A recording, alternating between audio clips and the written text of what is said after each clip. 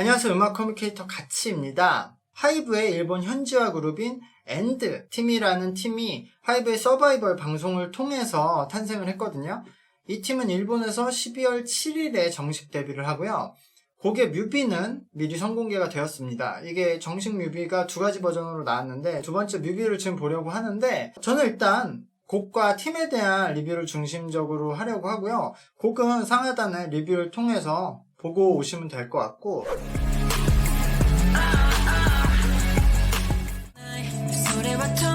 완전 하이브네.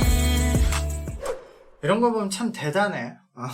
하이브는 확실히 좀 자본력이 응집된 느낌이 이제 많이 나죠.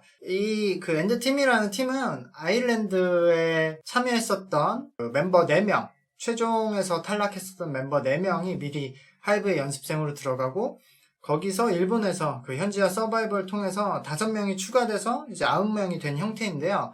여기에는 그 아일랜드 참가자였던 한국인 1명, 그리고 대만인 1명, 그 외에는 이제 전부 일본인으로 구성이 되어 있는 팀이에요. 아일랜드 참가자였던 4명은 트레이닝이 어느 정도 되어 있었지만, 새로운 서바이벌에 참가했던 분들은 그래도 각자 경력이 좀 있었는데, 그리고 제가 봤을 때 제가 방송을 리뷰했었지만 방송 참가 시점에 실력이 엄청 뛰어나진 않았었어요. 근데 이것을 하이브 특유의 이런 제작 그리고 트레이닝 시스템으로 빠르게 포장을 해서 퀄리티를 굉장히 높인 팀이에요. 이런 부분에 있어서는 정말 하이브가 가장 앞서가고 있고 배울 점이 좀 많이 있다고 생각을 해요. 일단 이 팀은 하이브 안에서 첫 일본 그룹이 되는 거죠. 근데 역시 하이브는 이런 멤버들보다 제작 능력의 비중이 훨씬 큰 회사거든요. 그래서 이 팀도 그냥 멤버들의 국적만 일본인들이 많을 뿐이지 그냥 기존 하이브 팀들과 다른 점이 없어요. 국적을 보지 않으면 그냥 하이브에서 새로운 팀이 나온 것으로 생각을 할 수 있을 것 같아요. 그리고 이것도 그냥 K-팝이고 그 중에서도 하이브 팝이라는 느낌이 굉장히 강하죠. 그리고 뮤비의 퀄리티나 시선, 느낌, 그리고 곡의 멜로디, 마스터링 느낌, 그리고 보컬 스타일, 안무 스타일 등 모두 기존의 하이브 스타일 그대로거든요. 그 안에서 이런 곡의 장르는 그래도 기존의 하이브의 보이그룹과는 조금 차별화를 둔 것 같아요. 이게 락 사운드를 기반으로 둔 팝인데, 그러니까 얼터너티브 록이라고 봐야겠죠.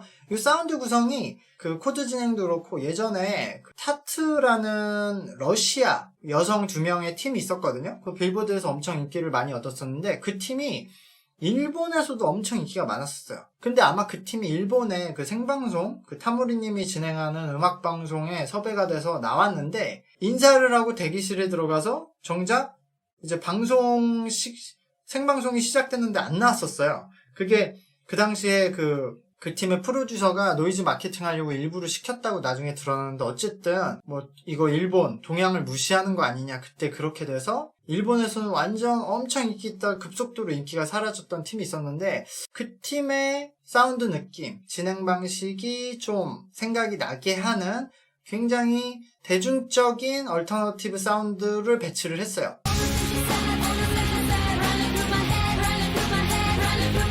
저는 이 데뷔곡의 전체적인 퀄리티를 보면 일본의 보이그룹 중에서는 역대급이라고 보이고 그냥 데뷔곡이 아니라 현재 활동을 하고 있는 일본의 보이그룹들하고 전체랑 비교해도 그 CJ 현지화 팀들하고 비교해도 사실 저는 솔직히 최고 수준이라고 보이거든요. 어차피 지금 이 팀의 수준이 기존의 하이브의 엔하이픈이나 TXT랑 엄청 많이 차이가 나지 않아요. 왜냐면은 이게 멤버들의 능력보다 제작의 비중을 크게 잡은 하이브의 단점이자 장점이 되는 거죠. 그래서 장점이 드러나는 거죠. 하이브는 그 하이브 회사의 제작 능력이 올라갈수록 새로 어떤 팀이 데뷔하든 거의 비슷한 퀄리티로 시작을 할 수 있다는 장점이 있는 거죠. 사실 지금 현재까지는 공개한 뮤비의 음원과 성적이 생각보다 안 좋아요. 이게 한 6일 정도 된 것 같거든요. 이게 당시에 서바이벌 방송을 하면서 발표했던 음원들의 관심도보다도 지금 정식 데뷔를 하는 곡인데도 좀 많이 떨어지고 있거든요, 관심도가. 이게 아무리 정식 데뷔 전이라서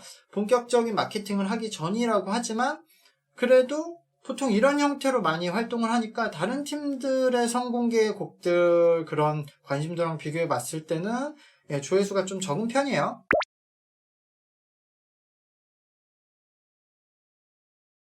근데 그 서바이벌 방송 당시의 반응과 지금까지 진행 상황을 봤을 때 특별히 관심이 떨어진 포인트는 없거든요. 이 엔드팀은 하이브가 일본에서 하는 칸무리 방송에도 나갔고 본인들 칸무리 방송도 시작을 했기 때문에, 그래서 지금 단기적으로 이렇게 관심도가 떨어진 상황은 좀 나중에 상황을 좀 더 보면서 복귀를 해봐야 될 것 같은데요. 저는 장기적으로는 굉장히 긍정적으로 보고 있어요. 이제까지도 그랬지만 일단 이 팀에 지금 나온 곡의 퀄리티가 굉장히 좋게 나왔고요. 저는 이 데뷔곡의 곡 자체만 봐도, 노래만 봐도 최근에 K-팝에서 나온 보이그룹 노래 중에서도 가장 좋은 그룹에 형성될 수 있다고 생각을 해요. 뭐 세븐틴이나 몬스타엑스 이런 팀들의 수준에 들어간다고 생각을 하고요. 그리고 곡의 느낌이 일본의 케야키자카 그런 느낌을 K-팝의 느낌으로 약간 잘 풀어낸 느낌이 들거든요. 곡의 분위기나 요 가사의 내용도, 가사의 내용은 이 엔드팀의 그 세계관 이야기를 하는 거지만 그래도 너무 매니아적인 가사로 풀어내지 않았기 때문에 그냥 일본의 10대들이 충분히 공감할 수 있지 않을까라고 생각을 해요. 그리고 여기에는 뭐 멤버들을 봐도 그 아일랜드에 나왔던 뭐 케이나 니콜라스 같은 중심이 될 수 있는 멤버들도 있고요. 서바이벌 방송을 통해서 뭐 하루와 조같이 좀 눈길이 가는 멤버들도 많이 들어왔거든요. 그래서 팬들에게 그런 덕질 요소를 어필할 수 있는 멤버들도 가지고 있다. 그리고 결국 하이브는 이런 하이브 유니버스를 통해서 세계관을 구축하면서 승부를 보기 때문에 장기적으로 그런 부분들이 어필이 되는 시점에서 좀 승부를 볼 수 있는 요소도 있는 거죠. 최근에 하이브에 나왔던 르세라핌을 보더라도 르세라핌이 데뷔 직후의 반응은 생각보다는 좋지 않았어요. 근데 하지만 이제 최근에 나온 두 번째 싱글부터 본인들의 세계관을 점차 알리기 시작하면서 반응이 더 좋아지고 있거든요. 이 르세라핌은 도전이라는 키워드를 갖고 있죠. 그래서 멤버들도 끊임없이 새로운 도전하는 모습을 보이면서 우리들도 했으니 너희들도 할 수 있어, 대중들도 할 수 있다, 그런 자신감을 주는 세계관을 가지고 있는데요. 이 팀은 엔드라는 세계관을 가지고 있는 거죠. 멤버들끼리도 엔드로 서로 연결이 된다. 그리고 팬들과 멤버도 연결이 되고 세상의 모든 것들이 이제 연결이 된다. 그런 키워드를 가지고 있는 거죠. 그래서 너는 혼자가 아니야. 그래서 혼자서는 할 수 없는 일을 이렇게 함께 연결이 돼서 한다면 해낼 수 있다. 그런 세계관을 가지고 있거든요. 그래서 이런 부분들이 르세라핌처럼 점점 활동이 쌓이면서 풀어낸다면 이 팀의 진면목이 드러날 수 있지 않을까라고 예상을 해보고요. 물론 이런 세계관을 가지고 있다고 해서 무조건 팀이 잘 되는 건 아니죠. 그때까지 하이브가 빌드업을 굉장히 잘하고 멤버들도 잘 따라와야 된다는 거죠. 그리고 그 상황에서 이런 K-팝과 아이돌, 지형들이 얼마나 유리하게 구성이 돼가고 있느냐, 그런 것도 중요한데 어쨌든 기본적으로 가지고 있는 것들은 많다라고 생각을 해요. 그리고 이 외에도 이 팀이 가지는 좀 큰 장점이 하나 있어요. 역시 이게 하이브 소속이라는 건데요. 이제까지 일본의 팀으로서 서양에서 본격적인 인기를 얻으려는 여러 시도와 루트가 있었거든요. 그러니까 일본의 팀으로 서양에서 어느 정도 유의미한 인기를 얻은 최초의 아이돌 팀이 나온다고 하면은 굉장히 엄청난 특수를 누릴 수 있기 때문인데요. 그래서 본인들의 네트워크를 이용해서 한국에서 일단 인지도를 높여서 서양에도 진출을 해보려던 CJ의 현지와 일본 팀들이 있죠. J1, INI 등. 그리고 아예 한국에서 한국 제작자들을 이용해서 한국에서 데뷔를 시켜서 그 한국에서 인기를 얻어서 서양에 진출을 하려고 했던 뭐 XG도 있고요. 그리고 아예 일본 내수 시장을 점령을 해서 그 인기를 기반으로 본인들의 네트워크를 통해서 해외 진출을 하려고 하는 뭐 니쥬 같은 케이스들도 있어요. 근데 하이브는 좀 간단한 거죠. 그냥 하이브가 일본의 현지화 팀을 내면 서양의 K-팝 팬덤들이 관심을 갖고 봐주게 되거든요. 서양의 K-팝 팬덤들은 아직도 BTS의 지분이 굉장히 커요.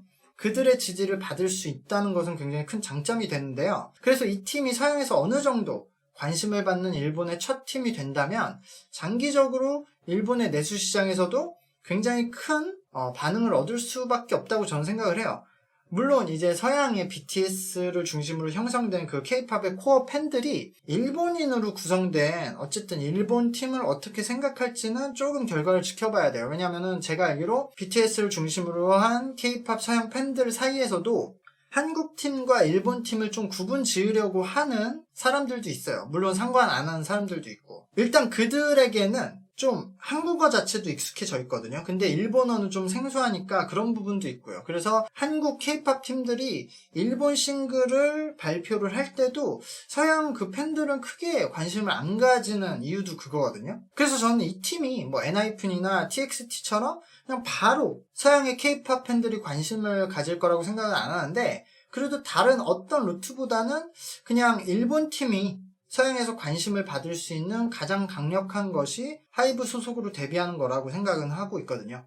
그래서 저는 어쨌든 좀 과감히 말을 해본다고 한다면, 올해 K-팝에서 보이그룹 데뷔가 굉장히 많이 줄었다고 말들을 해도 한 15팀 이상이 데뷔를 한 걸로 알거든요. 그리고 작년에도 한 20팀 가까이 데뷔를 했고요. 근데 거슬러 올라가면 그 전에, 그러니까 2020년에 엔하이픈이 그 2020년 말에 데뷔를 했고 8월 여름쯤에 트레저가 데뷔를 했었잖아요. 근데 저는 K-팝의 보이그룹 전체를 통틀어서 그 2020년 말에 나온 엔하이픈 이후에 가장 좋은 팀이 나온 거 아닌가 라고 보여져요. 일단 데뷔곡 자체는 가장 좋은 데뷔곡이 나왔다고 생각을 해요. 엔하이픈 이후에. 그렇기 때문에 저는 반응은 기다리면 된다고 생각을 하고요. 이제는 과연 JYP가 니지 프로젝트 2로 어떤 대응책을 갖고 팀을 만들지 좀 관심을 가지고 지켜볼 수 있다고 생각을 합니다. 저도 오늘 리뷰는 여기까지 하고요. 다음에 다른 곡으로 찾아뵙도록 하겠습니다. 감사합니다. 안녕.